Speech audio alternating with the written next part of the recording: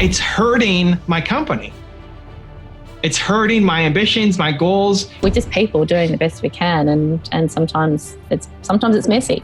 But then I felt, if I actually felt good enough, I would probably hate my life. Like, I would be bored. That's okay. Just trust yourself. I'm dreaming, oh, I believe in this dream I've been dreaming, oh, I'm dreaming, oh, I believe in this dream I've been dreaming, oh. Here we are, Dr. Tess, rebuilding a human being named Evan Carmichael. Right. So you gave me a great assignment last time. Oh, you had so much homework, so much. You had 4 things. I feel like it was more, but maybe it wasn't. 1, 2, 3. Anyway, it was, I ended up, so I did this exercise on the way to my event with Mark in Dallas. That seems so long ago. It was, so long ago. I have it written here, and I wrote at the top, if I knew it was good enough, I would feel. That was the first one. Yeah. And then I had a really hard time with 3 of them, and then a much easier, more insightful time with 2 of them. So we'll see what. Oh, cool. See what you think. So feel, be, and what was the third one? Think. We're all the same for me. Okay. I couldn't like. Yeah, they were hard for you. Yeah. Well, it fell into the same bucket for me. Okay. Maybe I was doing it wrong, but I'm sitting there on the airplane, like looking at my blank page and like, what am I? They felt the same. Feeling, being, and thinking to me, like the answers were all the same. So maybe I did it wrong, but I did try. Nice. No, there's no doing it wrong. There's no doing it wrong. And then I didn't know that I got a lot out of those ones. I'll tell you what I did, because I fell into 2 camps. I wrote down initially. So if I knew it was good enough, I would feel. I put happier, more confident, bolder, loved, unstoppable. But then I also wrote bored, stagnant, slow, lazy, and unhappy. Because I play from both sides of good enough. Yeah, you do. Yeah, right? You do. Because if I felt good enough at everything, then I'd be bored. Uh-huh. Okay. So I started on where I felt like this exercise is supposed to go. Like if you feel like you're good enough, you would do these amazing things. So I put happy. I would feel happier, more confident, bolder, loved, unstoppable. But then I felt, if I actually felt good enough, I would probably hate my life.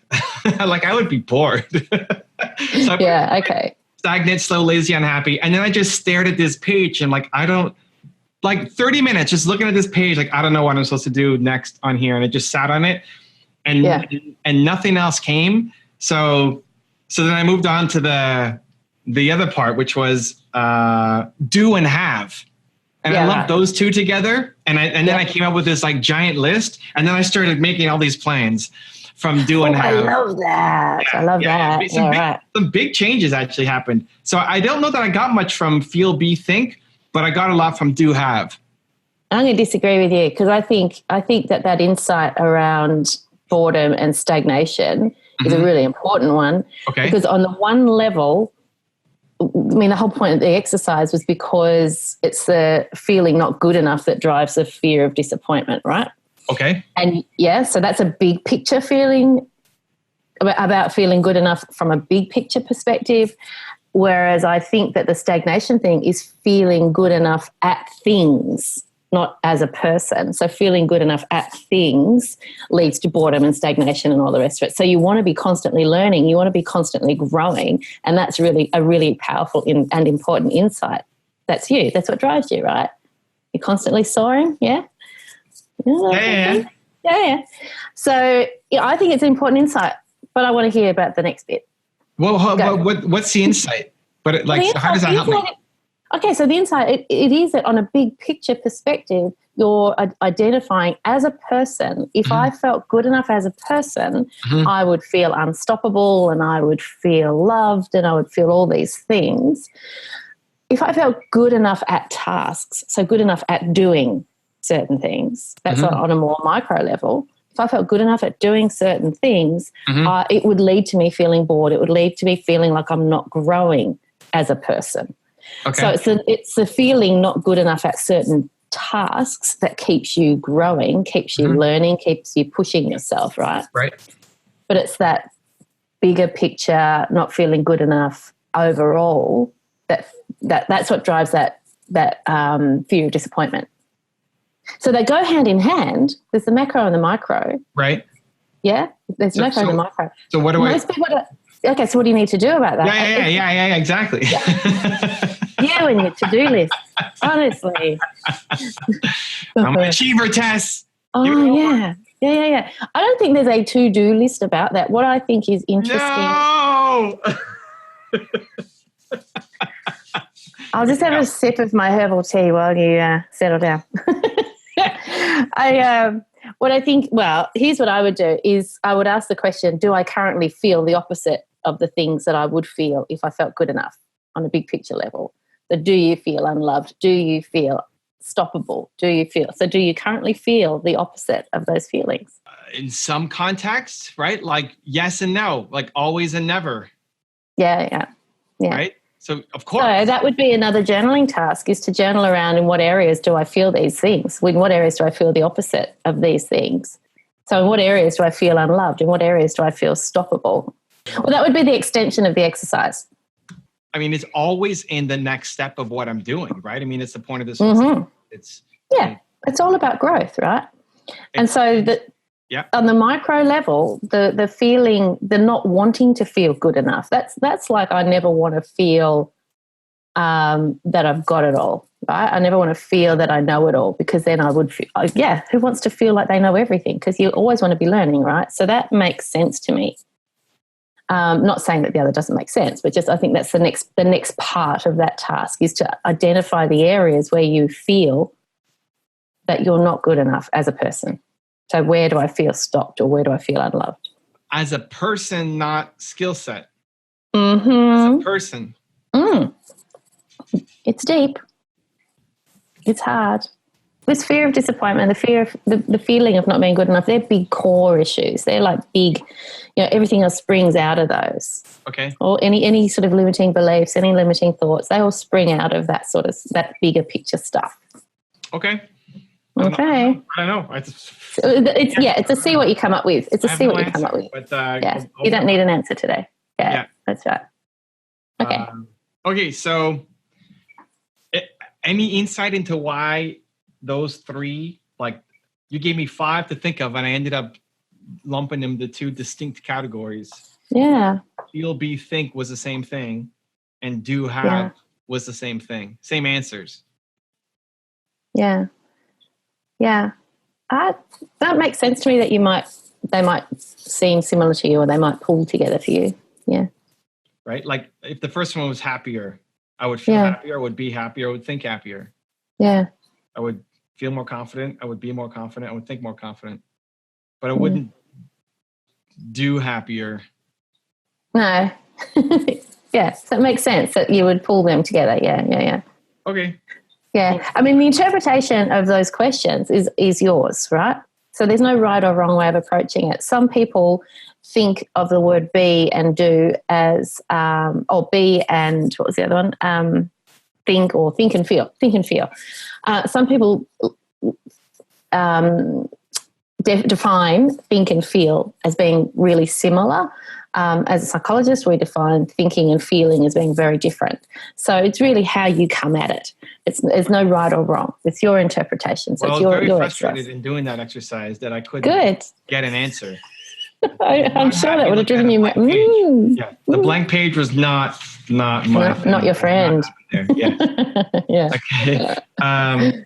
And then the second part was, if I knew I was good enough, I would do / have, and I came up with the same answers. And then it just basically is a list. I mean, it's a list of just things that I would do, more career kind of goals, right? Yeah. More like just series of accomplishments, because it was a list of what I would do or what I would have. Yeah. Nothing materialistic. I mean, I can go through it if you want, but it's more just like milestones, hitting these milestones. That is bigger than what I've done to date. Yeah. Yeah. Yeah. Cool. Right? Like 6-figure speaking gigs, New York Times bestselling books, multi-book deal with major publishers, paid tours, selling out stadiums. They're all like things that are way beyond what I've done right now. Yeah. It's awesome. So it's awesome. So visualizing these things, and I'm not a big fan of the law of attraction type of thinking, because I think it really should be the law of action. But visualizing these things, saying them out loud, writing them down, being able to come back to it and see what you've written, they're really motivating forces, and they will, all things being equal, they should drive you into action. And so I love that some plans came out of this. Is that right?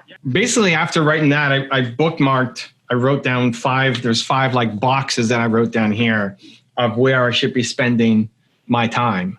Yeah. Because at the end of the day, all of this still comes down to habits and scheduling for me. Like if something's going to happen in my life, it's in my calendar and then I get it done. Yeah, right. If it's just like a thought that's not my calendar, it's whatever. It's just a thought. But I want to translate like activities to calendar, because then that translates to action. Habits, and then that equals, results. Maybe that's just the way I think that's messed up. But no, it's sensible. I put events, books, products, investments, and content as like the 5 main things that I should be doing. And then basically right after that, decided that 2 things. One, that I wanted to put Nina, my wife, in charge of all the operations in my business, which is letting go of a lot of responsibilities, and me then not knowing where things are at, timelines on projects, and trusting Nina to run everything. She has a learning curve to understand what's happening, but she's very organized, and I'm a bottleneck in that Tuesday is my YouTube day. So anything YouTube related, I look on Tuesday, but that may mean if I get something on the Thursday, I'm not looking at it until the next Tuesday, and it slows things down because it has to go through me. So having Nina run everything speeds a lot of things up. Yeah. And then the other one was to have more trying to document more of the content that I have. I think a lot of the magic that is felt kind of around me for people who are close to me and on my team is never filmed. I tell stories about what happened, but it's never caught on tape. Yeah. And so, unless it's an interview like this, or like a guest, or a set video, there's nothing capturing the not the random moments, but like the highlight moments of me doing my thing. And so, I'm going to be bringing on a video person to basically be filming me 24 hours a day, and, not a vlog style of like, here's what I did every day, but just watching it, watching me for 12 hours doing whatever, and then highlighting whatever moment you want, and then pulling me aside after and say, hey, why did, you struggled on that question with Dr. Tess, and how does it, and trying to craft a story around it. Cause I'm not thinking about stories as I'm living my life. I'm just doing my thing. But there's a lot of just how I live and interact with my team that could be valuable for people to see. Yeah. I love that. That's what came out of that, and basically just decided on the airplane, and then talked to Nina when I landed and said, hey, here's what's happening. She's like, okay. Because this is the second thing, isn't it? This is because you also got her to coordinate your or event plan your tour, didn't you? That was a starting point. That was her, she quit her job to do the tour, and we're doing another tour, in January. But then we're thinking, okay, what do you do from April to December? And I made her my chief heart officer, which is she's in charge of the team and the morale and the following up with people from not operations, just love. And she follows everybody and is always in touch with them. And, she keeps just that extra warmth of stuff that I'm not very good at. Just writing to somebody to say, hey, how you doing? Mm-hmm. Like never happened unless they're on my mind for some reason. So it's very spontaneous, not like I want everybody to feel the love and warmth. So but now it's putting her into a bigger role where she's running the projects. And so much so that on the tour, I need to bring a fourth person along next year to help drive and also be Nina's assistant on the tour. Because if she's being the COO for me and also running the tour, she's going to be pretty strapped. So now we're thinking, okay, who do we bring on the tour that we'd want to live with for 90 days? Well, yeah, because that's a big issue, isn't it? You know, and this is the same with your video person, you know, having someone around you all the time. It's got to be, that's that whole thing of employing for attitude or employing for fit as opposed to skill sets. Yeah. So we had Danny come along last time and it's great. Danny's style is not as run and gun on the go. Like he likes set structure, super fancy, 4 lights and 3 cameras and set production, which is great, which is what this is. You know, I got my microphone, camera and lights and that's definitely a piece of what I do, but I have to bring on somebody else to do just get a camera and chase me around, right? Like that's it. Yeah. Dirty. Dirty. And then post and go. Not spend 4 weeks editing, right? Just put it out. Yeah, you know, this is so important. This whole thing about imperfect action. I've been talking a lot about this lately, actually. And I think that what I love about being able to show that stuff, whether it's you or anyone, being able to show that stuff, that imperfect style, the rough and ready shot from the hip kind of stuff, is it gives everyone else permission to do their own whatever it is, whether it's videos or podcasts or writing or whatever, and just get it out there. Like it reminds me of that client of yours that couldn't post. Oh yeah, the blog article. And just getting it done is so much better than sitting stuck with it forever. And I love it. I love letting go of perfection. I love that. That'll be exciting. Looking forward to seeing that. So we're looking at doing in a week or two, doing a test run where we drive to New York. Awesome. Where we have the driver / assistant plus videographer plus me plus Nina go to New York, and it's an 8-hour drive or so from Toronto, and we'll stay for a couple of days and whatever, explore the city, do some speaking. I don't know what we're gonna do, just to see how well it all fits. Like a 3 or 4 day version of what 90 days would look like. It's a good test run. I like it. Yeah. I like it. So that was helpful. That was helpful. And good. Yeah. So I did my homework. You did. There was more though. Oh, the other part was about the Tony Robbins. Yeah. Like, how do I see myself versus Tony Robbins or his style, or trying to learn from him or just compare or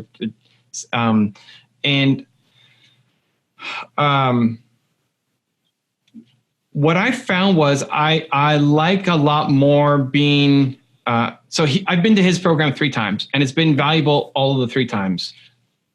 It's almost the same material 3 times, the same stories 3 times, and there's tiny variants. Like he might do an intervention with somebody, and so you never know who's going to come up, but even the questions he asks are the same questions. And to some extent, it's like even this question, if I knew I was good enough as an annual exercise, is probably a good thing to do. Yep. Even though it's the same question, you get. And I couldn't do that. He's been doing that event for, I don't know, 40 years or something, or 30 years. Yeah, a long time. Multiple times per year for decades. And I found that on my tour, I was already feeling more just bored with the same structure every single time. Yeah. And at the start of my tour, I was afraid to go on tour and charge. And then, we got a third of the way through, and the first third was just getting over that fear. And then it became okay. Then it was like, whatever. Then I got used to it. The second month was around, I want to do straight Q&A. I want to do more. Okay, how can I help? And use that to bring value to the audience more than just sit here and listen to me do my presentation for 3 hours. And that was scary, because what if nobody has questions, or what if my question, what if the question isn't valuable for the whole audience? If there's 100 people and one person has a question, what if it's not relevant to everybody else? And then the third part of the tour was the third month was the, breaking my neck and just getting through those more physical suffering than anything else. So I couldn't do the same material. I was bored after a month. Yeah. Tony's done it for 3 decades. It's crazy. So that tells you about your style, that whole thing about not wanting to be stagnant, not wanting to stand still, wanting to be unstoppable, which means constant growth and constant change. And that's exciting. I also think, I think you're on the money. I think Q&A is where the interest is. I mean, you listen to Gary Vaynerchuk's keynotes and it's always the Q&A where the value is. Always. Yeah. So I'm going to do a keynote in Dallas in a couple of weeks, end of the month. And so after that, after the exercise, I thought, okay, how about we just do a Q&A? Like you, the host is the guy who puts on the whole thing. How about we'll sit at the front and you ask me some questions that you think will be relevant to the audience. And then we open it up. So it's the only Q&A format, like fireside chat, on the agenda. We'll see how it goes. Fun. Yeah, you just got to dive in, don't you? You just got to do the brave thing. I mean, you love doing scary things, I know, and I think that's it. But I also think that audiences now are more educated around Q&A. So I think if they know in advance it's going to be a Q&A style presentation, they'll come armed with questions. At least some of them will, and good questions too, I bet. We'll see. I don't know. Yeah. Anyway, that's what came from it. Brilliant. Yeah, and then I wrote, I am the product. I need to do more with people and create more. So I put, content, vlogs, speaking, books, courses, and so on. Yeah. It's a lot of work. It was a lot of work, but a lot of insights came out of it too. I think it's pretty cool. Yeah, it was good. And it seems so long ago. Well, it was a long time ago because you went a month ago. Was it a month ago that you went to Dallas? Almost. I think we spoke like just before I was leaving. So yeah, pretty much a month ago. So you did all of that right at the start of this past month. Yeah. Has it sort of been resonating since? Like has it grown in your mind? These questions, have they grown in your mind, or have you been aware of it or conscious of it? Because you were also going to be documenting any unhelpful thinking as well that was popping in. Were you still doing that?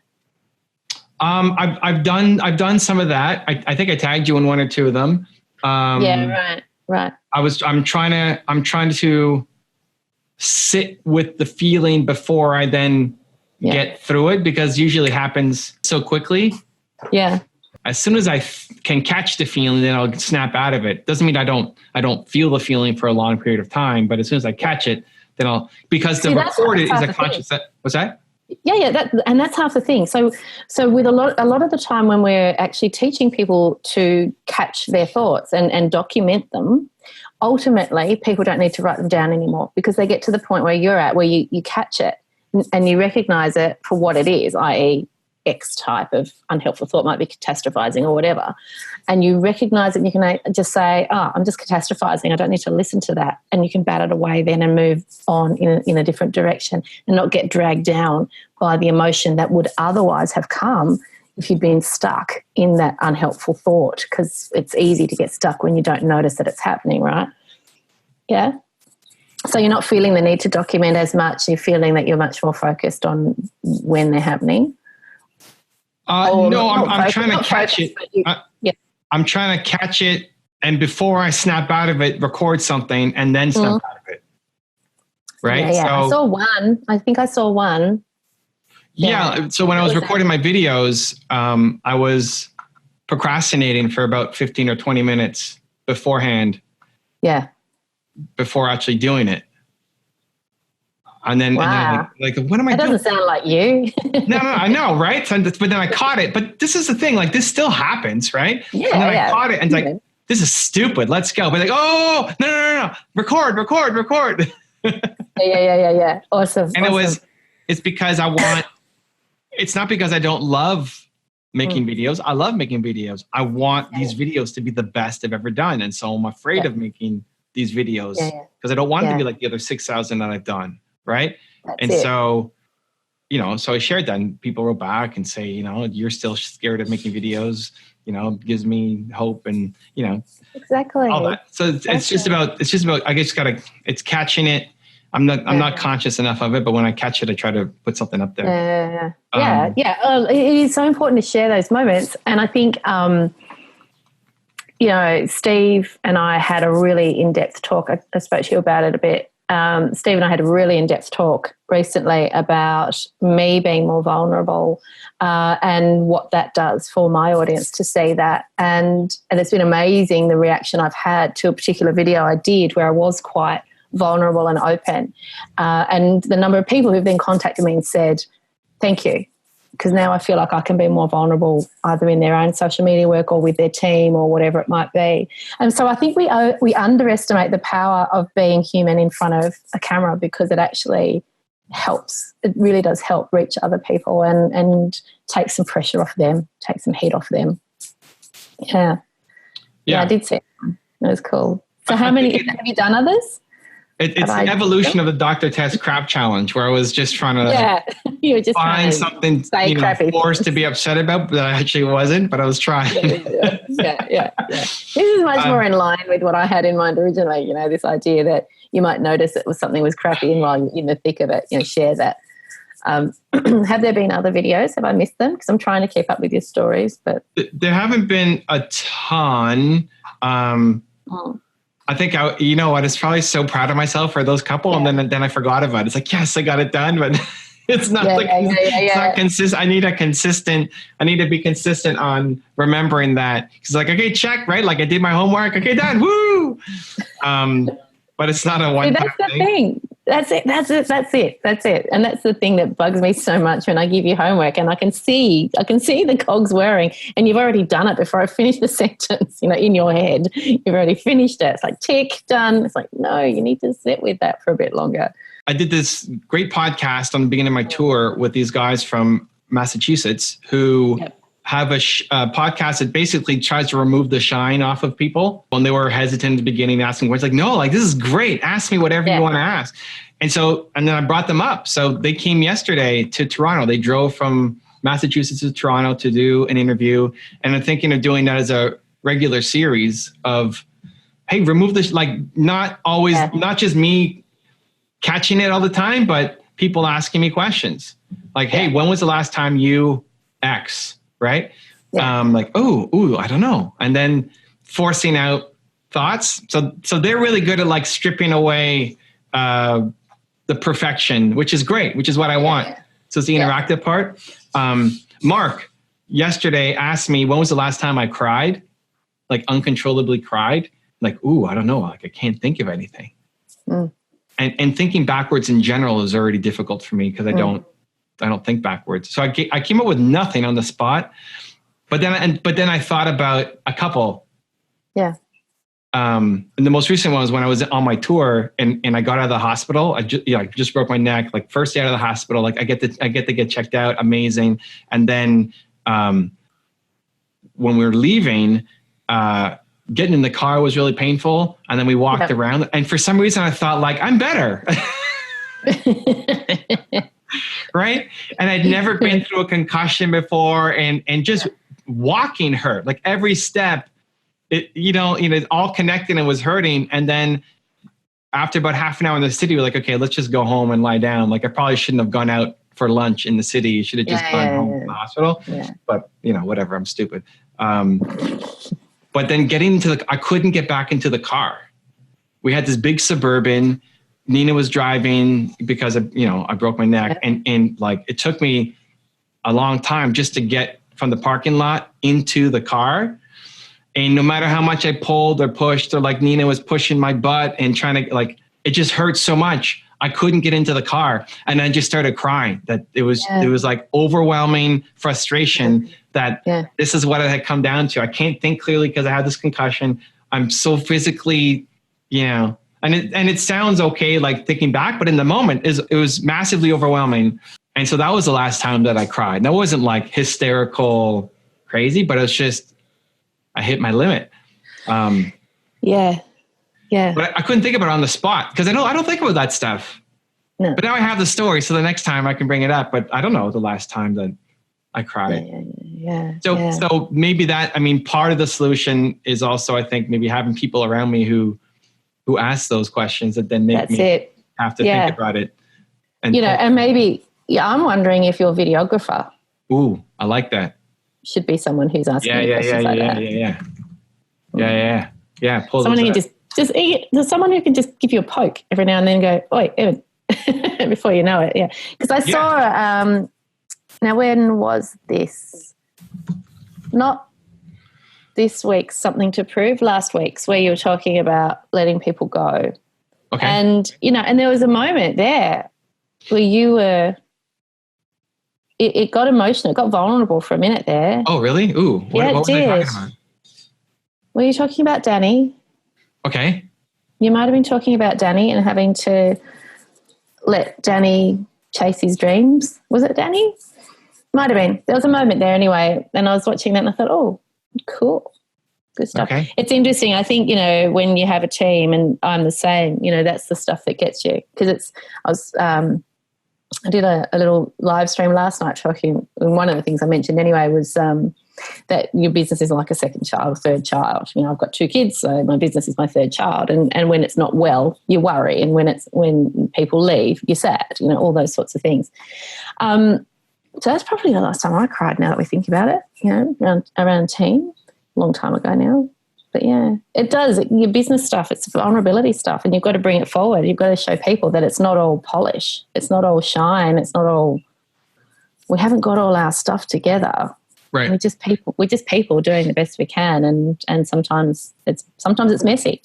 So maybe I should have those guys come on like once a month for a show or something. Sure. Why not? Sounds cool. Remove the shine. The monthly show of removing the shine. Yeah. Because what most of their questions were more macro stuff. When was the last time X? But you're going to run out of those kinds of questions. So it's more updates on what's happened in the past month, and then getting into deeper, Tess gave you this homework, and how did it make you feel? And how did staring at this blank page for half an hour make me feel like I'm an idiot? I'm not getting the work done.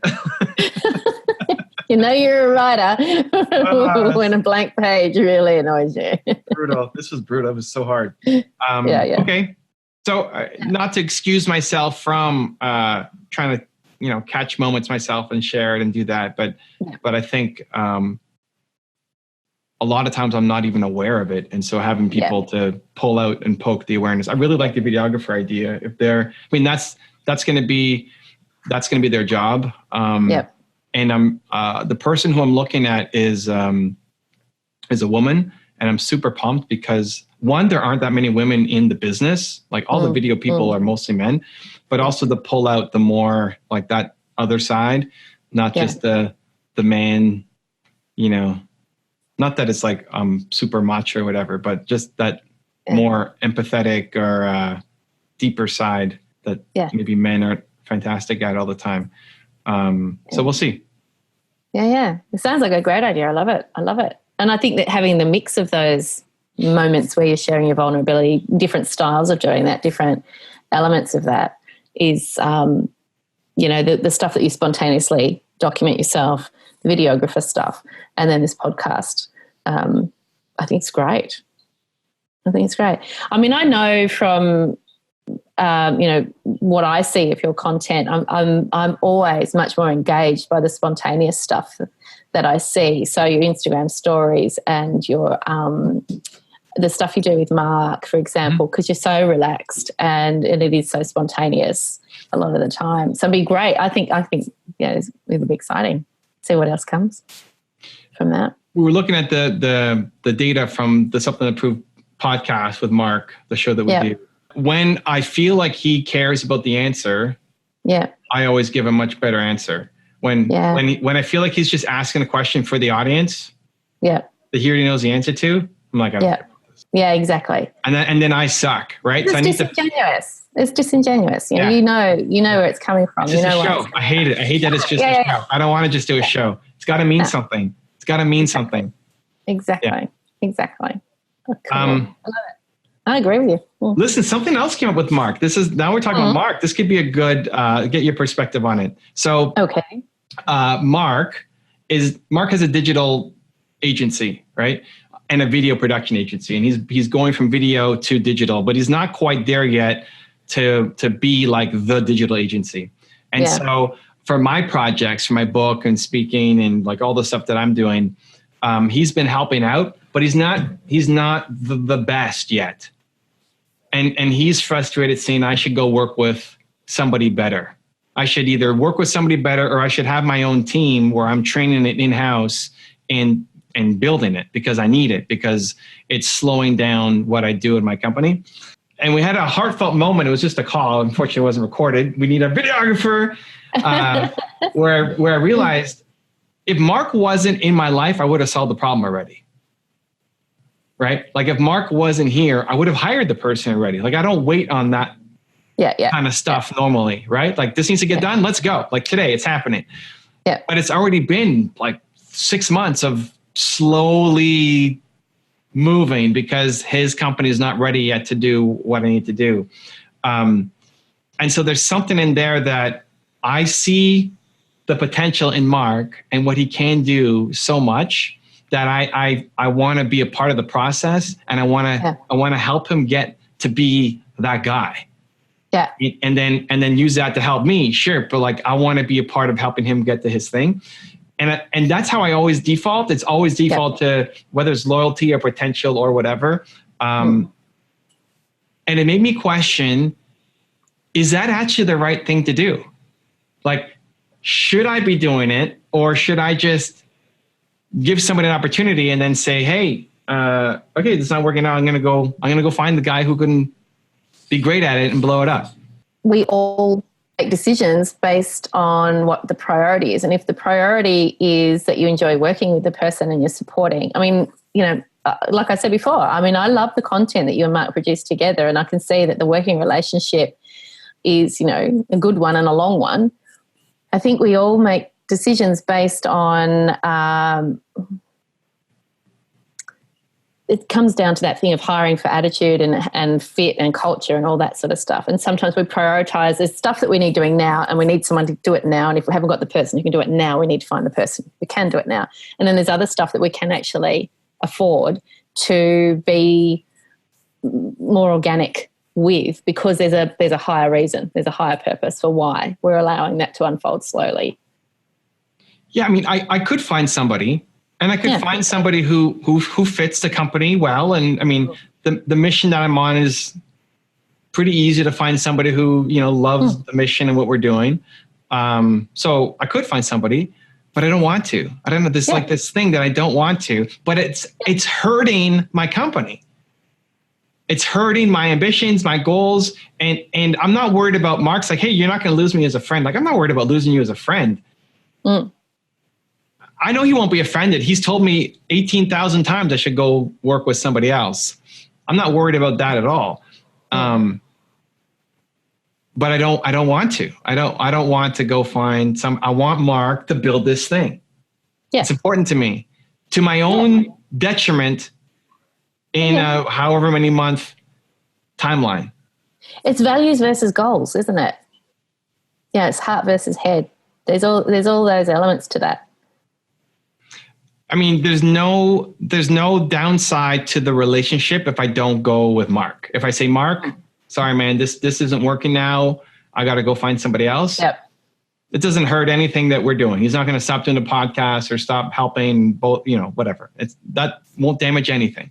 Yeah. It feels like it's the right move to stay with Mark and to build him up. Yep. And that's what I've always done. And that's helped me get to where I'm at. But maybe it's actually the biggest blind spot.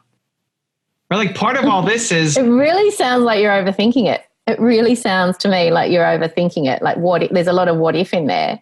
You know, I mean, you're telling me that your gut is telling you that this is right, but then your head's saying, but what if it's not right? Well, that's the whole point of this series, right? With you and whatever, to tell me the blind spots, to say, hey, Evan, like, I think you're missing out here and you should go do this. Like, okay, let's try and see what happens. Yeah, sure. And I'm sure Steve would answer the question in a completely different way.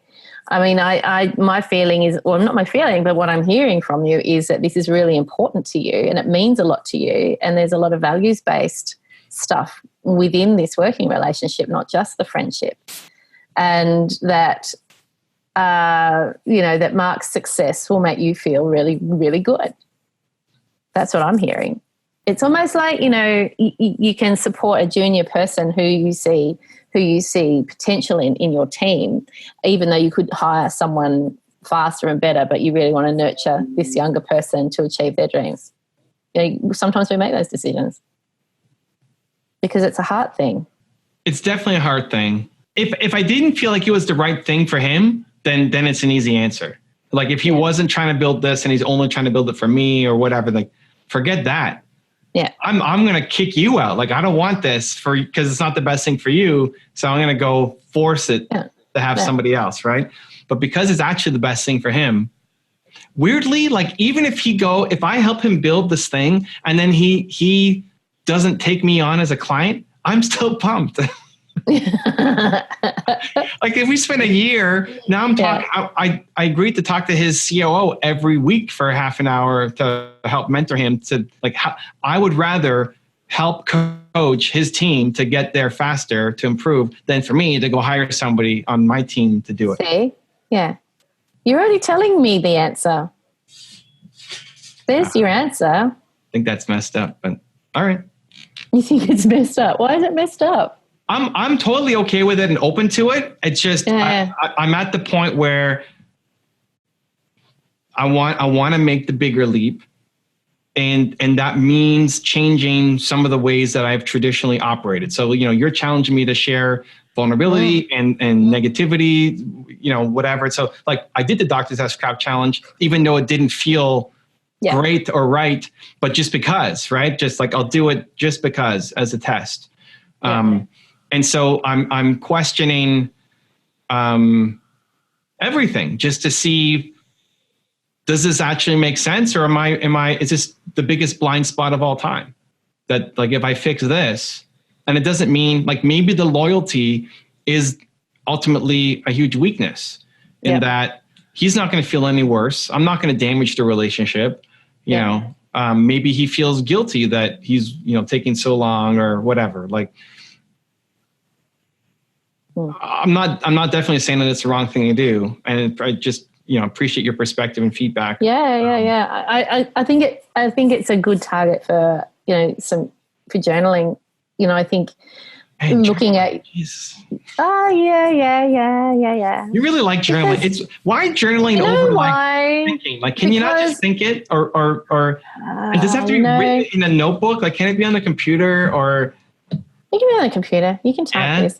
But I think thinking in the shower. Yeah, but then you forget, and you don't get the same. And you can't look back on it. But I don't look back on anything.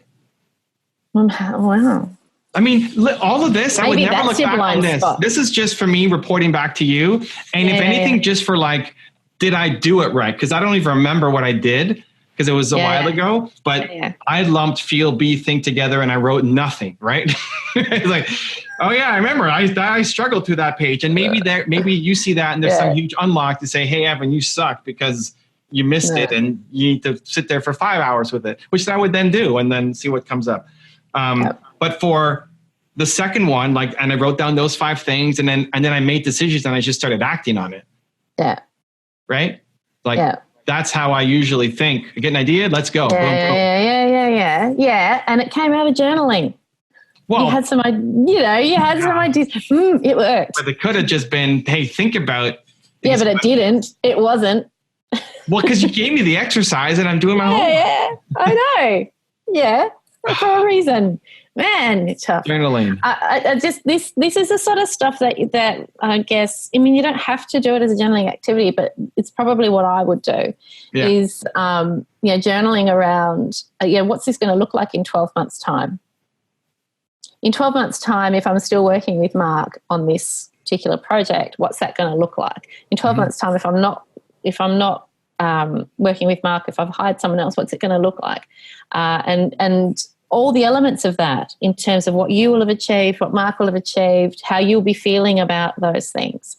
And, and I think sort of unlocking a little bit of that so that you just spend some time sitting with it. The journaling just helps you unlock it a little bit further, a little bit deeper.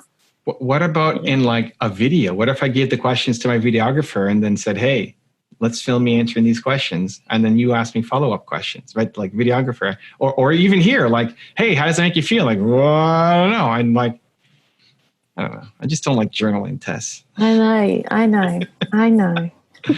I've tried so many times journaling. It's not part of what I do. Well, think of it as a written exercise. Stop calling it journaling.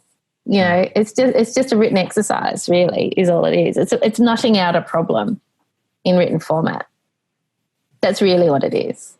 We call it journaling because we're lazy and we like to have a single word to use. Okay. Nutting out the problem and looking at it from various angles. Because I live in my head. I'll think. I know you do. I'll think. To not have a problem, if you ask me a problem, I have to solve it. I would just sit on my trampoline here and think through it, and then I'd come up with an answer. Mm-hmm. Yeah, and that's fine. That's perfectly fine.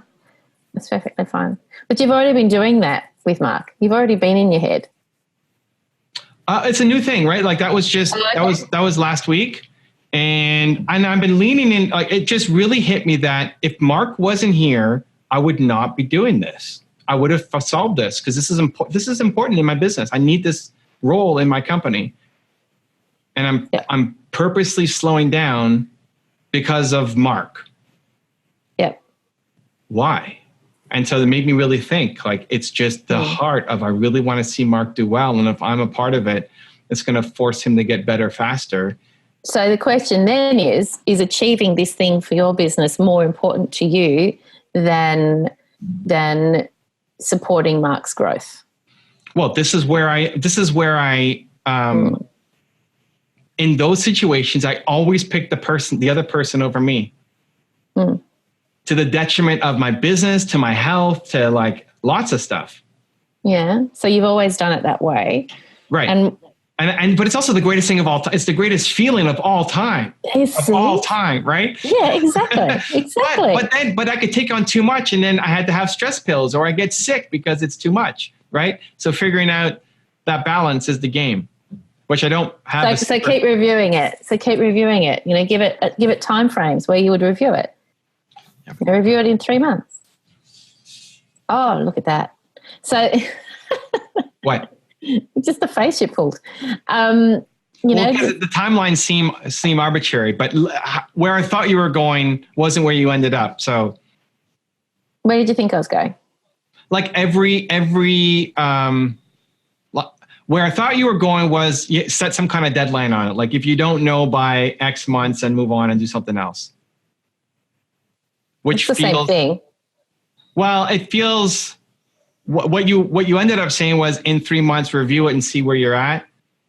Feels better because you can't put an arbitrary, like it's arbitrary. 3 months is arbitrary to say like you have to know in 3 months what.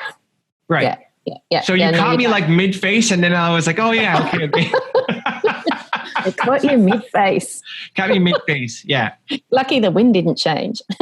Right. Yeah. So review it. Yeah. You don't need to know the answer. And if you still don't know the answer and you're still driven more from the heart, then that's okay. Just trust yourself. Yes.